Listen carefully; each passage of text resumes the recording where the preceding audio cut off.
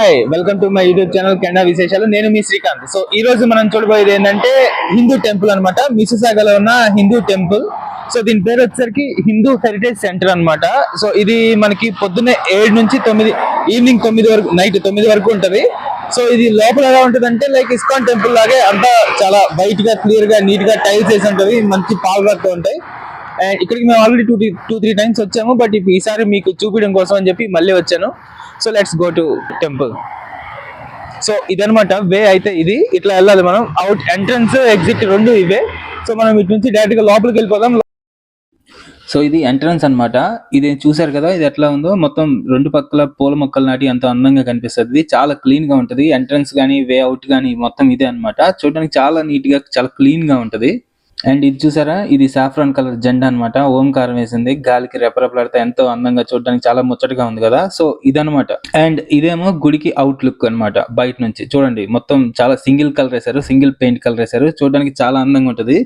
ఇక్కడికి ఏంటంటే గుడి విశిష్టత ఏంటంటే, ఇక్కడికి చాలా దూరం నుంచి కూడా భక్తులు వస్తూ ఉంటారు. ఈవెన్ కెనడా ప్రజలు కూడా వచ్చి ఇక్కడ పూజలు అవన్నీ చేసుకుంటా ఉంటారు అనమాట. అండ్ చూసారా, ఇది ఎంటర్ అవ్వగానే లోపల వెంటనే మనకి విఘ్నేశ్వరుడు కనిపిస్తాడు. ఇది చిన్న విగ్రహం అయినా కానీ చూడడానికి చాలా పాలిష్డ్ గా, చాలా నీట్ గా ఉంటది. అండ్ ఇదేమో మాతాజీ అన్నమాట. ఇక్కడ ఇది కూడా చాలా ఫేమస్. ఇది మనకి ఇండియాలో కనిపించకపోవచ్చు, ఇక్కడ కనిపిస్తది. అండ్ ఇదేమో నవగ్రహాలు మండలం అన్నమాట. ఇది సేమ్ ఇక్కడ కూడా ఇండియాలో లాగానే పూజా విధానం అయితే సేమ్ ఇండియాలో లాగానే ఉంటది. నువ్వుల నూనె ఇవన్నీ వేసి చేస్తుంటారు. సేమ్ యాజ్ ఇట్ ఈస్ గా ఇండియన్ లాగే ఉంటది. ఇది కూడా కొంచెం బాగుంటది చూడటానికి ఇక్కడ. అండ్ ఇది చూసారా, అవతార పురుషుడు శ్రీరామచంద్రమూర్తి విగ్రహం అనమాట. ఇది చిన్నదైనా కానీ చూడండి, మెల్లో దండలేసి ఎంతో టీవీగా ఉంది కదా. అండ్ ఇదేమో బజరంగబలి హనుమంతుడు అనమాట. హనుమంతుడి విగ్రహం ఇది. ఇది పాలరాతితో చేసింది. ఇది చాలా ఫేమస్ ఇక్కడ. చాలా దూరం నుంచి దీనికోసమే మెయిన్ గా వస్తుంటారు. ఇది సెంటర్ ఆఫ్ అట్రాక్షన్. అండ్ ఇదేమో సరస్వతి దేవి, చదువుల తల్లి సరస్వతి దేవి అనమాట.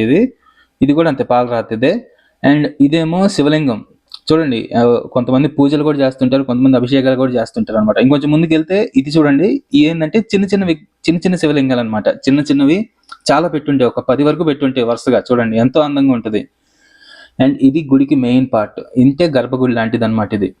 ఇదేంటంటే ఇక్కడ మనకి భవానీమాత, అన్ని దేవుళ్ళు ఉంటారు. రాధాకృష్ణుడు, భవానీమాత, విఘ్నేశ్వరుడు, శివుడు అన్ని ఉంటాయి అనమాట ఇక్కడ.